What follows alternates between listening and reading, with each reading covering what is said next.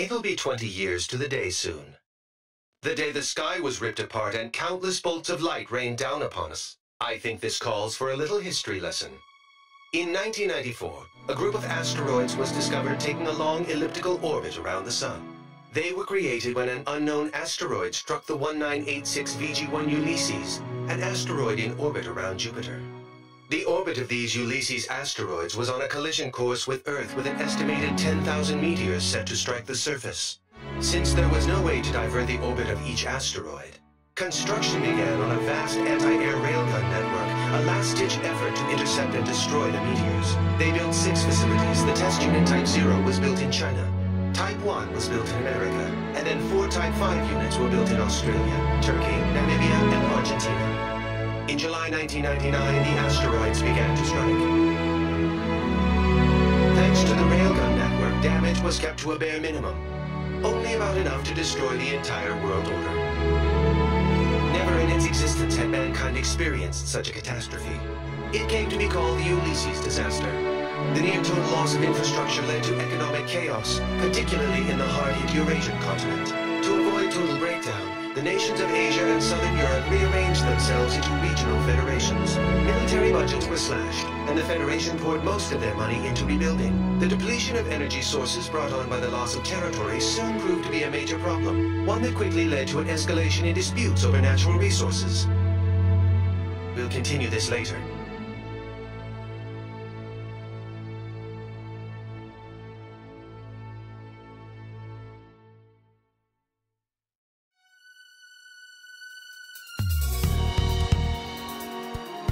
All right, time to start the briefing. We've got a new guy here today, and I'll have to cut the introduction short. My name's Goodfellow, and I'm your rep from the Arrows. As you know, Arrows is a mercenary force specializing in aerial warfare. Some people like to call us pirates. I prefer they'd call us privateers, at least. We are being employed by the UN Security Council, after all. Anyway, the UNSC's Military Staff Committee just sent Arrows a request for deployment. It was originally going to be an escort mission for the UNF Pacific Fleet stationed in Tokyo Bay, but that's changed. We now have multiple unknown UAVs flying toward Area J4E, Japan's former capital of Tokyo. In other words, right here. The UAVs are likely armed. We need them down before they reach city limits. This will be the first sortie for the rookie here, TAC name Reaper. Here's your emblem. Omega from the Bone Arrow Flight will be supporting you on this mission. Follow his instructions. I'll be expecting results, you hear? Dismissed.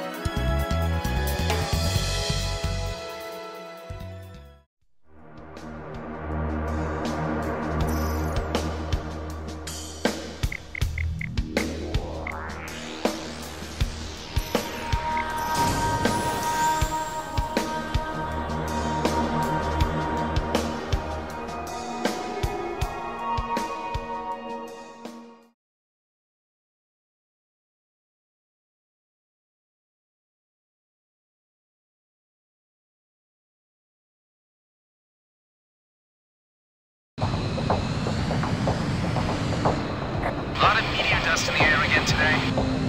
Hard to believe it's already been 20 years, huh? And the sky's still full of that junk.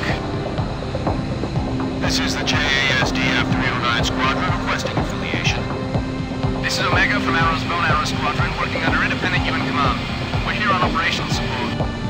The pirates, huh? HQ told us to expect you. Good luck out there. Yeah, you too. Goodfellow to all Bone Arrows. We will now commence mission operations. Engage any enemy craft you come across. Omega affirmative. Bandits on our 12. Probably surveillance UAVs. Cleared to engage. Keep yourself together, rookie. These drones aren't even armed. All enemy UAVs down. All units, we got 2 bandits approaching. Use your long-range search to get their location. Switch to your wide-range battle map. Another enemy flight approaching. More of them? Be careful. Few of the bandits have anti-air ordnance on them. I'm adding a TGT display on your HUD container. Take those down before anything else.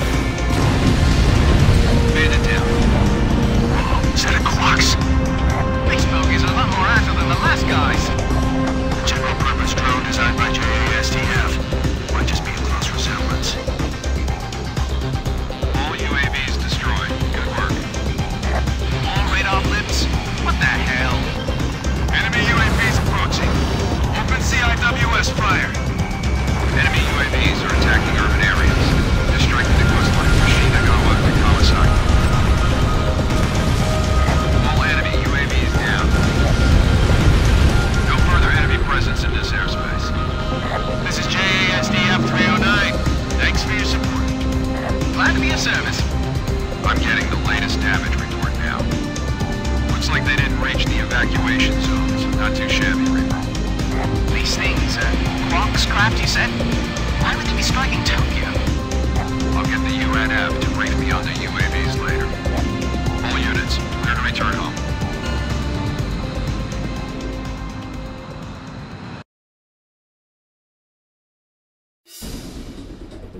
This is believed to be a terrorist attack carried out by armed forces from the Iuli region.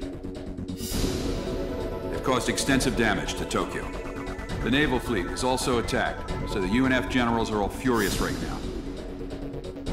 The UAVs they used are an upgraded version of the MQ-90 Quaks, a Japanese-made UAV that's also been deployed in the Americas.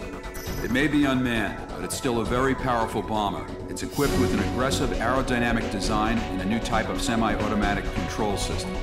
The UNSC says it's a Werner-NOAA product. Apparently the control system's a top-secret design that they stole. Werner denies everything, of course. Navigation would normally use a system that relies on improved GPS satellite tech. This craft uses a different relay system for its operations.